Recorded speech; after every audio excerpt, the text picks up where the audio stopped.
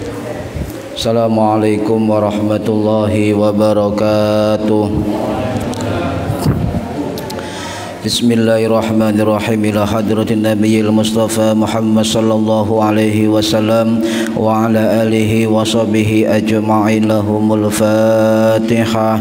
A'udzu billahi minasyaitonir rajim. Bismillahirrahmanirrahim. Alhamdulillahi rabbil alamin arrahmanir rahim maliki yaumiddin. Iyyaka na'budu wa iyyaka nasta'in. Ihdinas siratal mustaqim siratal ladzina an'amta 'alaihim ghairil maghdubi 'alaihim waladdallin. Rabbi ghfirli wa liwalidayya amin.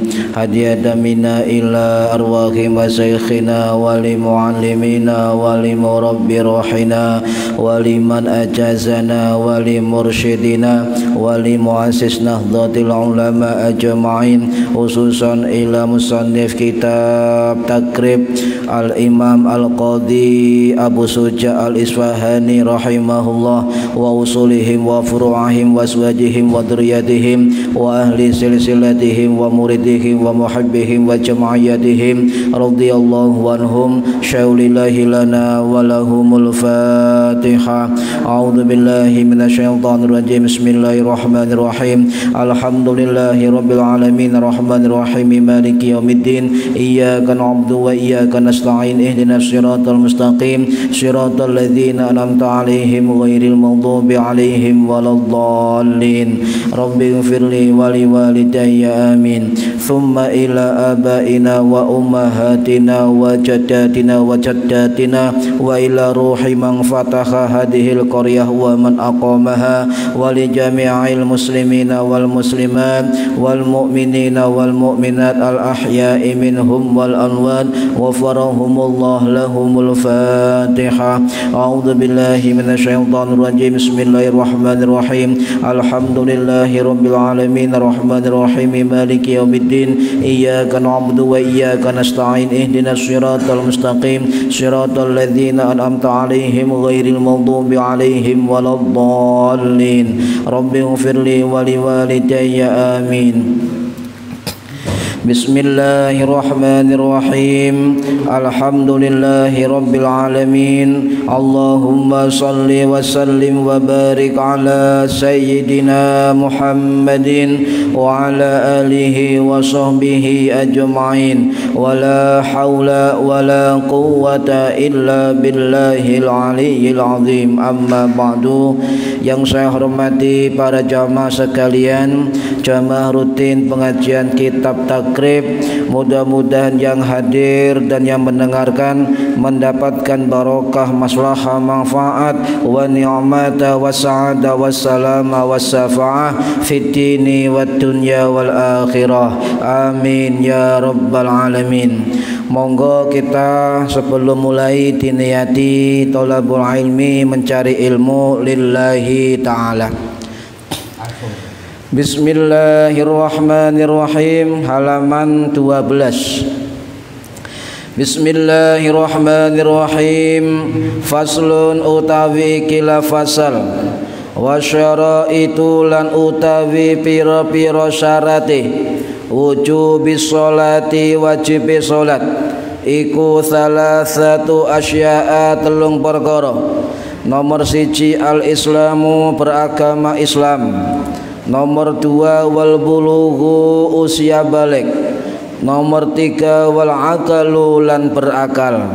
Wa huwa haddul taklifi, dan itu adalah batasan mulai adanya kewajiban. Para hadirin rahimakumullah, dari syarat ini coba sebelum sholat kita memang harus mengetahui mana yang termasuk syarat wajib sholat dan mana yang termasuk syarat sahnya sholat. Ya, ada dua. Jadi mana yang termasuk syarat wajib sholat, mana termasuk syarat sahnya sholat. Nah, di kitab ini ada 3 syarat wajib sholat: Islam, baligh, berakal. Nah, kalau sudah memenuhi syarat wajib sholat, maka langkah yang kedua adalah memenuhi syarat sahnya sholat. Napa syarat sah salat? Wonten gangsal. Yang pertama apa? Yang pertama napa Bu? Syarat sahnya salat. Ya, termasuk suci dari hadas kecil, hadas besar ya. Apalagi suci pakaian, tempat dan baju. Kemudian lah niki kalau tanglet panjenengan sholat sudah berapa tahun? Lah niki perlu evaluasi bersama. Perlu evaluasi bersama. Ternyata sholat itu memang kiai-kiai dulu, Pak. Ulama-ulama dulu, kiai-kiai dulu itu sebelum sholat sampai tingali. Kalau di desa sampai tingali, bagaimana kiai-kiai kita dulu, kiai-kiai kuno itu di tempat sholatnya pasti lengkap syaratnya. Sampai lihat, ada padosan, wudu lah, ada kolam untuk macam-macam itu pasti ada. Sebab beliau sangat memperhatikan tentang syarat sahnya sholat. Kalau syarat wajib pasti jenengan Islam, pasti jenengan balik, pasti jenengan berakal, pasti. Sedangkan syarat sahnya sholat itu juga harus terpenuhi sebelum kita melakukan sholat.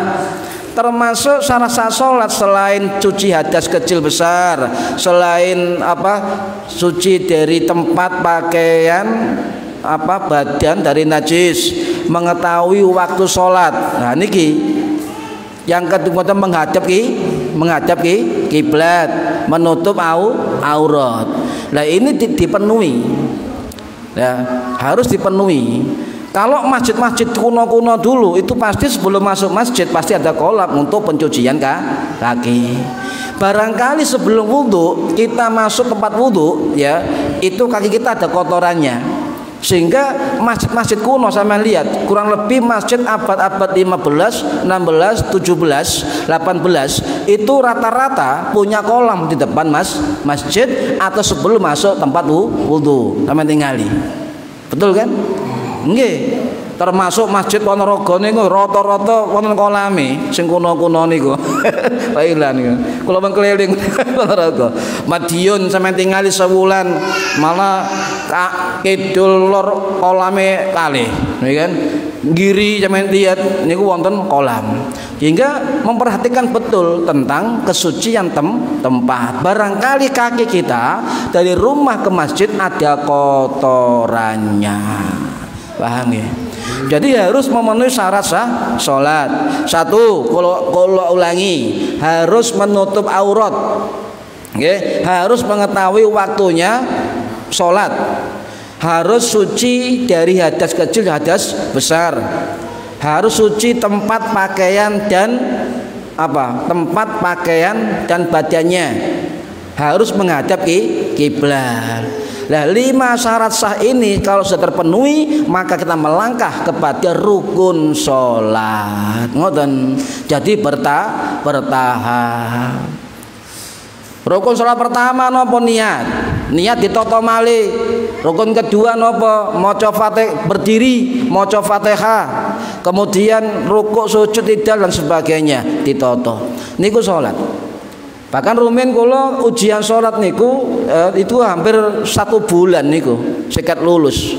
Sebab kudu apal syarat wajib, hafal syarat sahnya sholat, hafal tentang niat dan rukun niat, hafal tentang qiyam berdiri rukunnya qiyam, ngoten. Hafal tentang surat Fatihah dan rukunnya membaca Fatihah, hafal tentang i'tidal rukunnya i'tidal. Setiap rukun ada syaratnya. Nah, niki. Ini kalau kita ngaji betulan. Duh, apa orang nggak tahu ilmu itu kemudian nggak sah sholatnya? Sah. Sing penting panjenengan syarat dan rukunnya terpenuhi. Wes itu. Sunnah-sunnah kalau sampai menambah sunnah dalam sholat boleh, malah lebih sempurna. Para hadirin rahimakumullah, jadi syarat wajib sholat wa syaraitu wujubis sholati thalathatu asya. syarat-syarat wajibnya sholat ada 3 perkara. 1 al-Islam pasti, wal bulughu dan akal balik, wal aqlu dan berakal. Ketiga syarat wajib sholat ini dikatakan dalam kitab ini wa huwa haddut taklifi, dan itu batasan bagi orang-orang taklif, menjalankan kewajiban. Bu, anak-anaknya itu jangan disuruh membuka aurat, baik di dalam sholat maupun di luar sholat. Ini kewajiban orang tua. Nah, kalau kita sholat, khususnya nyun sewu, ibu-ibu kaum perempuan, jangan sholat memakai pakaian ketat, pakaian ketat. Ya oleh saksi, Bu. Ya jangan pakai, ya, sebab kalau pakai pakaian ketat dari kaum perempuan, walaupun tertutup auratnya dan sempurna tertutupnya, tetapi ada ulama Syafi'i tegas mengatakan bahwa sholatnya itu tidak sah, atau minimal ada ulama mengatakan hukumnya makruh. Kalau laki-laki ketat, celananya ketat, ya, sampai terlihat body, ya, full preset body. Loh iya, walaupun makanya orang-orang dulu kenapa pakai gamis, mengapa pakai jubah, mengapa pakai sarung, biar lekuk-lekuk tubuh kita tidak terlihat. Ya. Kalau lekuk tubuh laki-laki terlihat, maka ulama mengatakan tetap sah, tetapi khilaful aula, menyalahi keutamaan. Sama dengan panjenengan lek salat kaosnya ono gambare. Gambar macam-macam, gambar binatang, gambar melet, ya. Gambar kadang-kadang kula lek salat kaosan gambari, masya Allah, sholat gak kusuk belas saya ini. Mengapa? Kalau maca kaos nangar, gak maca terus pundi nangar moto, merem yo gak kusuk, melek tambah gak kusuk, ya. Apa tulisannya? Yang baca ini sama dengan saya, gambari monyet. Loh, aku dipadakno monyet, yo gak kusuk akhirnya kan. Ya Allah, ya kalau tidak terpaksa jangan pakai yang bergambar. Apa hukumnya? Ya, hukumnya di dalam kitab Fathul Mu'in dikatakan makruh, ya, makruh. Yang kedua, mengganggu yang lainnya. Nah, ini perlu di garis bawahi, kecuali terpaksa. Loh, apa gak sah? Tetap sah, ya. Nah, sing repot malaikate, Pak. Bingung katanya nyatet gambar sampean sih. Gambar. Malaikate gak ahli gambar sampean kon gambar. Waradir rahimakumullah, nggih. Lah, yang pertama syaratnya apa? Syarat yang pertama adalah Islam. Nyun sewu, barangkali musola sini itu kedatangan tamu non muslim. Pak, kula badhe masuk Islam. Kalau enggak pengalaman bingung. Jadi orang masuk Islam itu tidak harus di hadapan kiai, tidak harus di hadapan ulama, tidak harus di hadapan ustadz, tidak harus di hadapan tokoh agama, lebih baik. Tetapi siapapun dia orang Islam dan diminta untuk mengislamkan orang lain, sah. Dengan catatan ada 2 saksi yang bisa dipercaya. Biru carane. Nggih. Lah ya semerep moro-moro jujuk-jujuk ana wong muslim rene, Pak badhe mebel Islam. Sik tak ngebal tak mere kerja. Sik tak ngebel liyane. Akhire besok kembali lagi. Ya Allah. Ya lek sing non muslim wau umure panjang, Pak. Lek umure kemudian malahnya meninggal, jenengan yang harus bertanggung jawab. Hati-hati niki. Jadi kalau ada orang masuk Islam langsung tangani. Siapa namanya? Dari mana? Wah, lek sing mlebu Islam lanang lemot seru. Ya. Sing mlebu wedok, sing mlebu Islam wedok ayu, langsung direspon. Lah. Ya jangan pilih-pilih. Bagaimana caranya para hadirin? Nggih. seorang mualaf seorang non muslim masuk Islam, non muslim ya, itu syaratnya cuma satu, apa? Membaca kalimat syahadat. Niki penting. Nggih. Lah, apakah harus mandi? Ada dua pendapat. Boleh mandi sebelum syahadat, boleh mandi setelah bersyahadat, karena ada hadis yang memang meriwayatkan ya. Jadi suruh mandi, misalnya Pak mandi dulu, boleh. Mandi besar kayak mandi junub, kemudian berhadapan, kemudian diterangkan dulu tentang keutamaan masuk Islam, diajari dulu, dipandu tuh, jangan dimulai, dipandu, diajari tentang kalimat syahadat. Ayo tak mulai kayak wong kawin lho Bu, belajar sih ngoten nggih. Lah kemudian yang perlu diperhatikan para hadirin, tidak semua orang mualaf itu mengerti maksud kalimat syahadat. Jadi yang paling bagus adalah panjenengan membimbing, jangan sampai memutus kalimat. Contoh, asyhadu, saya bersaksi, pedot, tidak apa-apa. Allah ilaha illallah. Nah, jangan kemudian asyhadu Allah. Ya Allah, ngerusak kalimat ya. La ilaha, tidak apa-apa. Illallah wa asyhadu anna, ngono ya, Muhammadan, nggak apa-apa. Kalau sambung Muhammadar Rasulullah cukup, langsung ditirukan terjemahnya, saya bersaksi, ngoten sampai terakhir. Apa perlu salaman? Monggo. Nggak salaman ya monggo, sing penting berhadapan, ojo singkur-singkuran. Mosok wong syahadat singkur-singkuran. Iki blak sodor pokoknya kalimat syahadat iki. Berhadapan, boleh musafahah, boleh bersalaman, boleh tidak bersalaman. Yang penting ono sing Islam, no? Ada yang mengislamkan, ada yang diislamkan, ada saksi. Kalau orang itu butuh syahadah atau persaksian kertas piagam, maka musola boleh mengeluarkan. Contoh, musola Darut Taqwa pada hari ini tanggal sekian di tempat musola Darut Taqwa jam sekian ya, atas nama si A, alamat, tanggal lahir, nomor KTP, ngoten nggih, agama asal, disaksikan oleh yang terhormat 1, 2, maka telah kami islamkan ini mau kalimat itu terserah ya.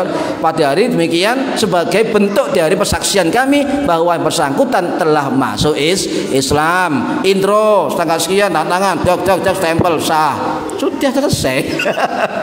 Nggak usah mulut-mulut.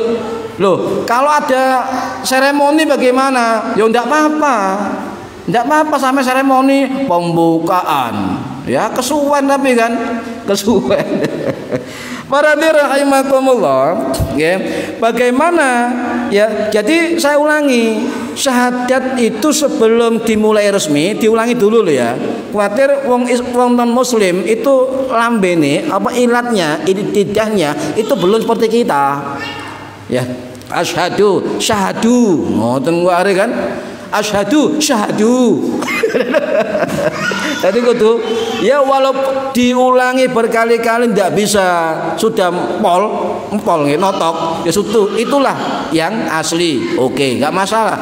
Jangan kemudian Pak sampai nggak fasih, ulangi besok. Wah, sing soro duduk wong sing masuk sampai sing, nah ini mempersulit, jangan ya.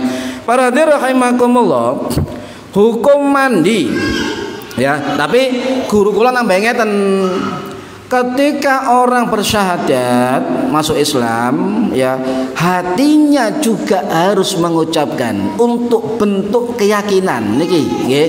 Jenengan omong ngeten Pak, saya ajari, saya pandu ya, lesan sampean, hati sampean ikut mengucapkan agar semakin mantap dengan keyakinan di hati. Ngoten nggih. Wis gak usah mamang mau Islam langsung depan nyeluk Pak Nawir, sudah 2 orang cukup nih kan. Setelah bagaimana? Setelah bersyahadat, kalau belum mandi suruh mandi, mandi besar, ya. Kemudian yang kedua diajari tentang sholat, ya, atau disuruh khitan kalau belum sunat. Nggih. Masih usia piro berapapun, misalnya saya masuk Islam umur 50 Bu, lanang laki-laki belum khitan, suruh khitan. Ya, lupa ojo saiki jangan sekarang, gak wani. Yo, pelan-pelan, tapi wajib khitan. Ya, kemudian diajari sholat. Karena misalnya nggih, jam 9 pagi masuk Islam, maka zuhur sudah harus wajib menjalankan sholat. Harus diajari semampunya, ya, semampunya. Ya, ini perlu disampaikan. Lah, bagaimana kalau orang masuk Islam tidak mau mandi atau tidak mandi? Maka saya katakan ada 3 hukum. Ya, kalau dari kalangan mazhab Maliki dan mazhab Hambali itu dikatakan wajib, ya, wajib non muslim masuk Islam itu mandi, wajib. Nah, ada sebagian kecil ulama Syafi'i, salah satunya adalah Imam Ibnul Munzir As-Syafi'i yang wafat tahun 923 Masehi, juga termasuk pendapat dari Imam Al-Khattabi yang wafat tahun 998 Masehi, juga termasuk Imam Abu Thawr Al-Baghdadi Al-Kalbi yang semula Hanafi berubah menjadi Syafi'i. Itu kalangan Syafi'i yang mengatakan wajib. Tetapi mayoritas ulama jumhur mandi bagi orang yang mu'alaf itu hukumnya sunnah. Kalau tidak mau jangan dipaksa, tapi dianjurkan lebih baik mandi. Itu mazhab Syafi'i dan sebagian dari mazhab Hanafi. Ya. Jadi kalau misalnya ada orang gak perlu mandi, ya sudah, berarti ikut pendapat dari mazhab Hanafi. Sebab sebagian dari ulama mazhab Hanafi itu mengatakan sunnah, sebagian dari ulama mazhab Hanafi juga mengatakan tidak wajib sama sekali. Bagaimana? Terserah. 4 mazhab adalah ahlu sunnah wal jamaah. Paham nggih? Nah, niki semoting paham ya.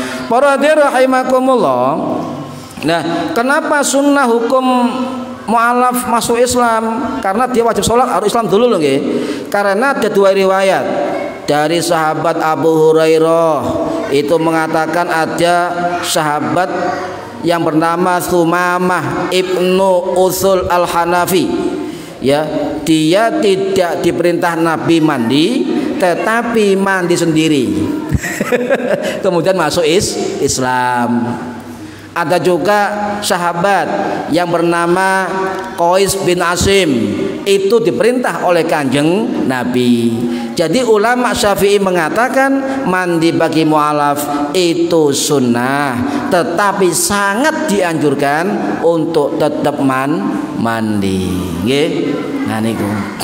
Para hadirin rahimakumullah, ya. Nah, kenapa mandi dikatakan sunnah bagi mu'alaf? Sebab dalam kitab-kitab ulama Syafi'i, salah satunya dalam kitab Fathul Mu'in karangannya Syekh Zainuddin Al-Maribari Al-Fanani As-Syafi'i, ulama India yang wafat tahun 1579 Masehi. Beliau mengatakan mandi bagi mu'alaf termasuk bagian dari sunnah mandi di dalam Islam. Namawan Bu sunnah mandi Bu riyo. Apalagi sunnah mandi mau Jumatan, apalagi loh.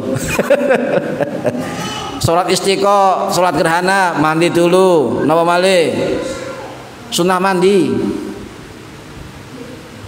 Dolek mari tukikuk ya sunnah Bu, itu wajib nggih. Itu wajib ya. Mandi haji juga sunnah nggih. Jenengan umroh sebelum niat pakaian umroh ihram jenengan mandi nggih. Niku juga sunnah. Bagaimana kalau ada orang mu'alaf kemudian kepalanya digondol? Karena beberapa orang saya lihat habis bersyahadat kemudian menggunduli kepalanya. Apa hukumnya? Bagi mazhab lain tidak sunnah, tetapi bagi kalangan ulama Syafi'i itu diperbolehkan dan ada yang mengatakan dianjurkan. Jadi kalau ada mu'alaf kemudian masuk Islam kepalanya digunduli pelontos misalnya, itu tidak apa-apa, boleh. Bahkan dalam kitab I'anatul Talibin karya Syed Abu Bakar Muhammad Syato Al-Maki Asy-Syafi'i ya At-Timyati yang wafat tahun 1848 Masehi di Mekah, beliau mengatakan orang mu'alaf yang menggundul kepalanya dan juga mencukur memotong kukunya itu dianjurkan.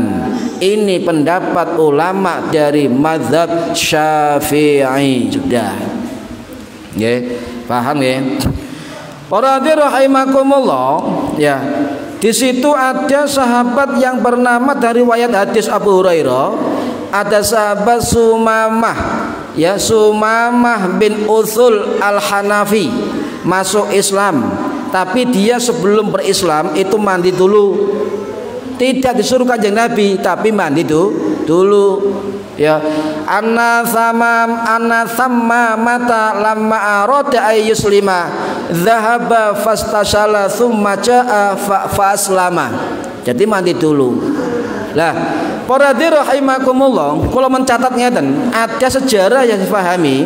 Kalau niki nyatet Pak, ya, kuatir salah kalau niki, tetap kalau nyatet ten sarah-sarah kitab niku, nggih. Nah, ada pendapat, ada ulama, ada sahabat ya yang sangat, kalau kita bicarakan sejarahnya itu sangat luar biasa, yaitu sahabat tadi yang masuk Islam, Samamah atau Sumamah bin Uthul Al-Hanafi. Sinten niku?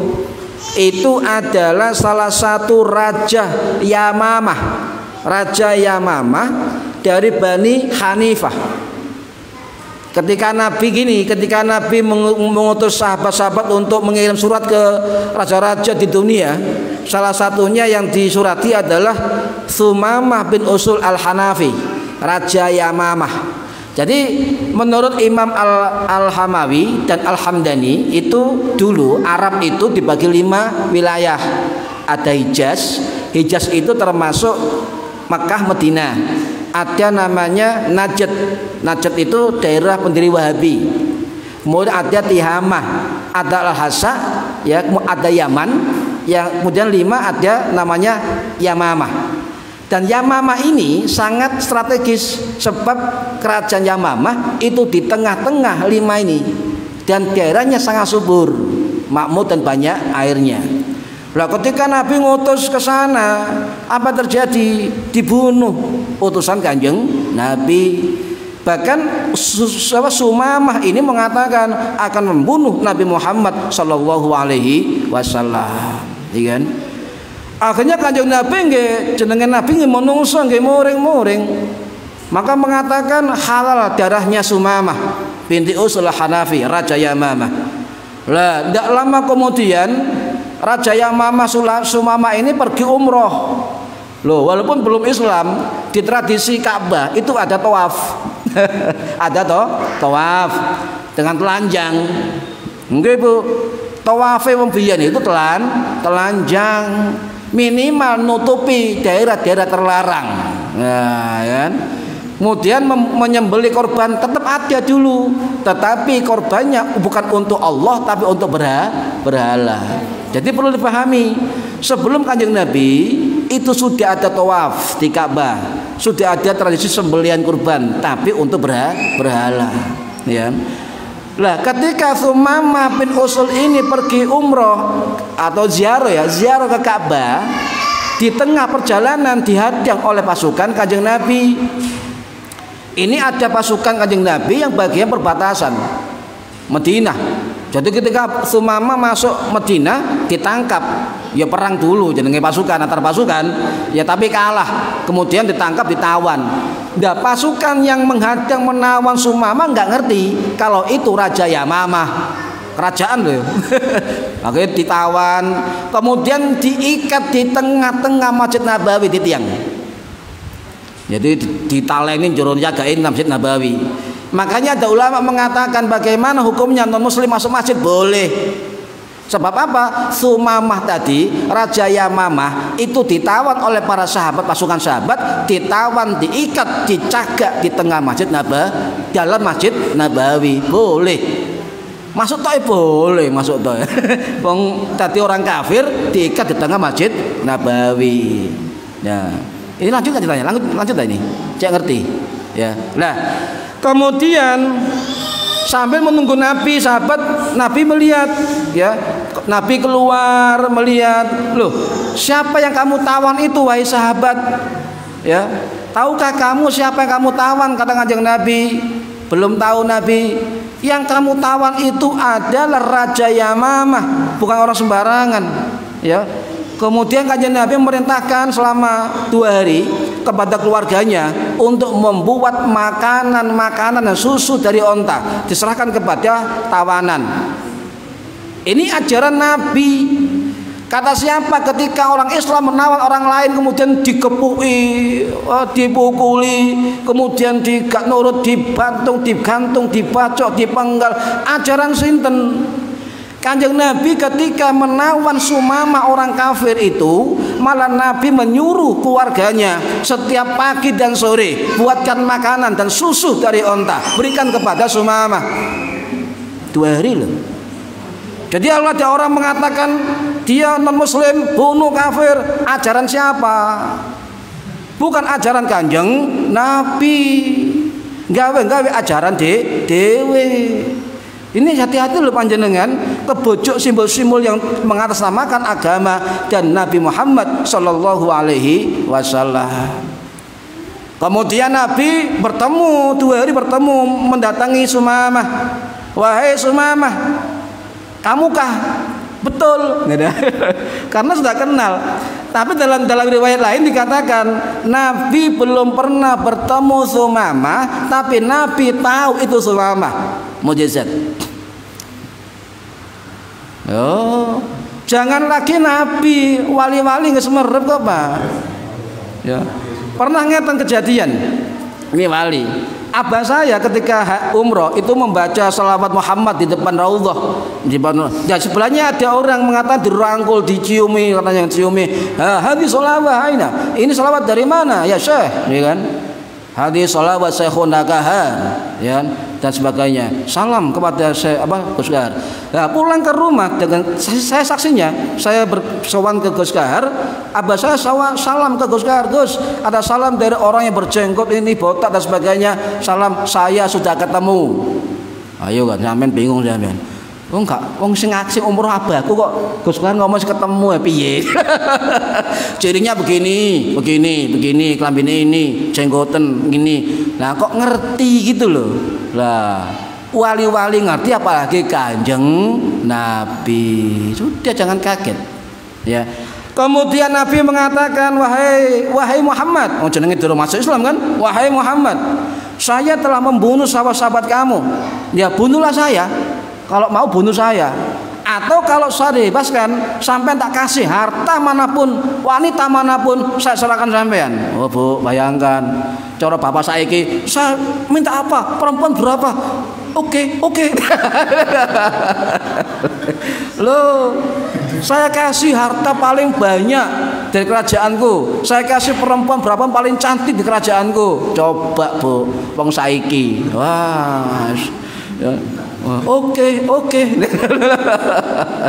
Nabi mengatakan, ayo masuk Islam. Tidak. Nabi marah? Tidak marah. Nabi kembali ke rumahnya. Ayo kasih makan lagi. Tawanan lewat kon mangan, ya Allah. Akhlak Rasulullah, ya.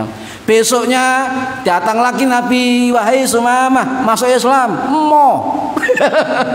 Sampai kurang tak kayak misalnya harta benda ndak. Kasih makan, ya. 2 hari lagi datang lagi, ya, hai Sumamah masuk Islam. Loh 3 kali Coba lihat di luar Ya 3 kali mau ajar. Ya, ajar aja kesuwen, kan? Kanjeng Nabi tidak, Bu. Ya sudah, ya. Apa kemudian Nabi mengatakan, "Hai sahabat-sahabatku, lepaskan Sumamah." Loh, Nabi, ini Raja Yamamah jahat, membunuh teman-teman kami, kan? Sudah, lepaskan. Saya tahu apa terjadi nanti. Loh, Nabi sudah tahu apa yang terjadi. Jibril turun, "Wahai Muhammad, lepaskan." Ya, sudah lepas. Ya, kemudian dikasih kuda. Loh, bayangno, Pak. Tawanan non muslim kafir keimangan enak-enak dipaksa gak gelem ya wis dilepas sik dikei kendaraan. Iki akhlak Kanjeng Nabi. Paham nggih? Lho saya ngerti sampean ya. Wis tak masih aja enak. Ngomong eling sejarah. Nah, kemudian sampai di Kubah ada telaga, ya, ada pohon kurma telaga, dan di situ tempat Nabi dulu wudu. Jadi Sumamah ini wudu di situ, mandi di situ, kemudian berseni kuda di situ, ya, kemudian melanjutkan perjalanan sampai ke Mekah, mau ke Mekah. Di tengah perjalanan ada sekelompok orang di bawah sebuah pohon, banyak orang itu bersyahadat rame-rame. Asyhadu an la ilaha illallah wa asyhadu anna Muhammadar Rasulullah. Apa yang terjadi? Sumamah bergetar hatinya. Ya, tidak bisa meneruskan perjalanan saking bergetarnya dia. Akhirnya balik terus gak iso, balik ke Madinah beliau. Langsung menghadap Kanjeng Nabi Muhammad sallallahu alaihi wasallam. "Ya Muhammad, saya dulu benci sampean, sekarang saya paling cinta sampean. Saya dulu benci ajaran sampean, saya sekarang cinta ajaran sampean. Saya dulu benci negeri Madinah, maka saya cinta negeri Madinah, kayak sampai mencintai Madinah. Ini hubul waton minal iman." Ya sudah, ya banyak itu. Cuma hadis itu jarang kita ketahui. Ya ini sahabat Nabi, hadis sahih niki. Dawa Pak hadis niki telung lempir. Nah, kemudian Kanjeng Nabi mengatakan, "Hai Sumamah, saya masuk Islam." Akhirnya bersyahadat. Kemudian saya mau melanjutkan ke Mekah, "Wahai Rasulullah." Ganti dengan sadare masuk Islam, "Ya Muhammad." Habis masuk Islam, "Ya Rasulullah." Loh, beda panggilannya. "Ya Sayyidi ya Rasulullah." Sumamah memanggil Muhammad, "Ya Sayyidi ya Rasulullah." Jenengan yo duduk sahabat, jenengan duduk sapa-sapa umat Kanjeng Nabi, kok cek abote ngomong Sayyidina dan Sayyidi. Nah, cek krungu kepengin. Ini hadis. Kemudian, "Ya Rasulullah, saya mau ke Mekah." Kenapa? Meneruskan niat saya tawaf atau ziarah ke Mekah. Berangkatlah, tapi sebelum berangkat tak ajari carane umroh begini. Inilah pertama kali Nabi mengajari manasik kepada orang yang mau berangkat umroh. Jadi manasik hukumnya boleh dianjurkan, sebab Nabi itu mengajarkan langsung kepada Sumamah bin Usul Al-Hanafi tentang cara-cara umroh. Loh, ini hadis itu bawa Pak sih. Belum. Kemudian Sumamah berangkat, Sumamah belum, ya. Ini ada kuda paling hebat, ya, bawaan. Loh, ya coba kita nggak bisa begitu Pak. Ono tamu, tamu, motorku paling apik gawan. Tidak mungkin. Tidak mungkin. Abot seru temen gak bojo aku wis. Sampean coron wis loro, ono tamu gak sepeda motoran, kate pamit, mau kemana? Mau ke Semarang. Ini ada sepeda 2, paling bagus sampean bawa. Lek sampean niru Kanjeng Nabi monggo. Wah, ayo. Bu, saged niru, Bu? Angel wis. Angel. Kita nggak mampu seperti itu, nggak mampu. Bapak oke, ibu masya Allah. Nah, sampai ke kota Mekah, ya, karena dia raja kan, Raja Yamamah. Sampai masuk Mekah, maka berdiri tegak Sumamah. Labbaik Allahumma labbaik, labbaik la syarika laka labbaik, innal hamda wan ni'mata laka wal mulk la syarika lak.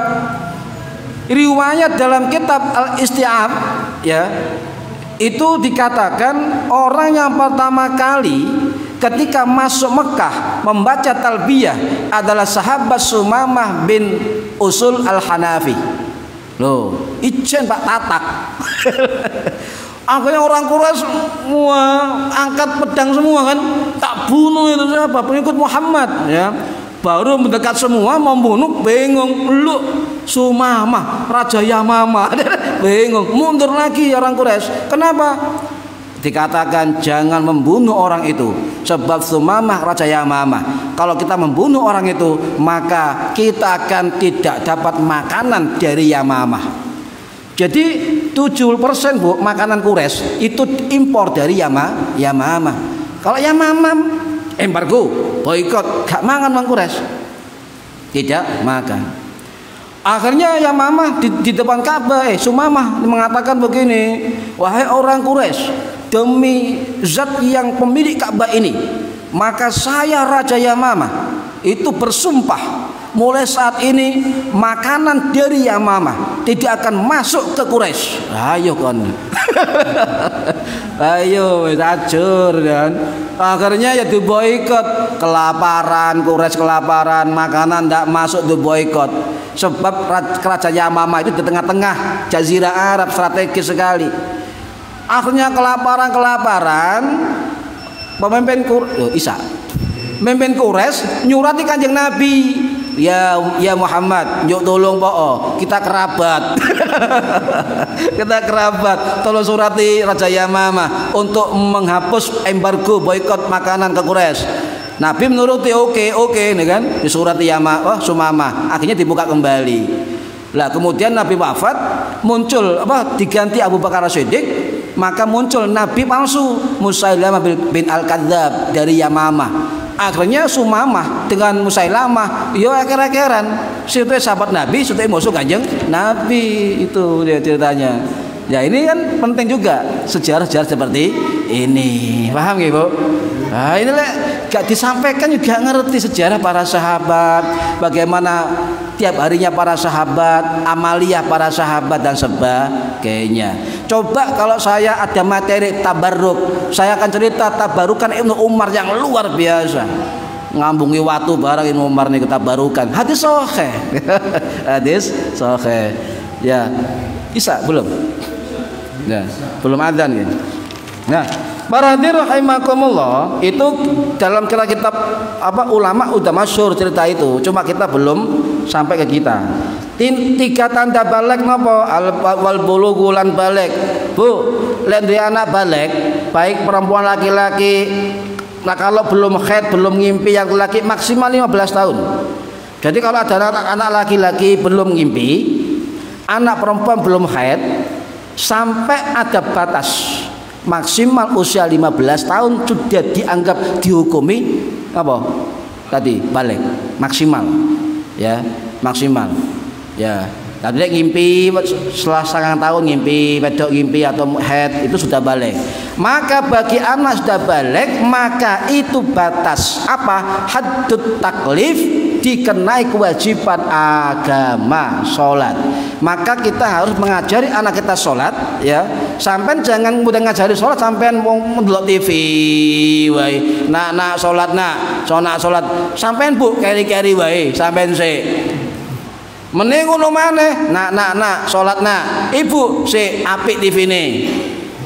Bolak-balik ngono ya anake akhirnya ya niru. Ya. Ini harus diajarkan salat. Yang kedua, yang jarang sunnah kita dalam tarbiyah keluarga adalah mengenalkan Nabi kita Muhammad sallallahu alaihi wasallam kepada anak-anak kita. Oke, paham nggih? Nggih, mugi-mugi manfaat fitini wa dunya wal akhirah. Al-Fatihah.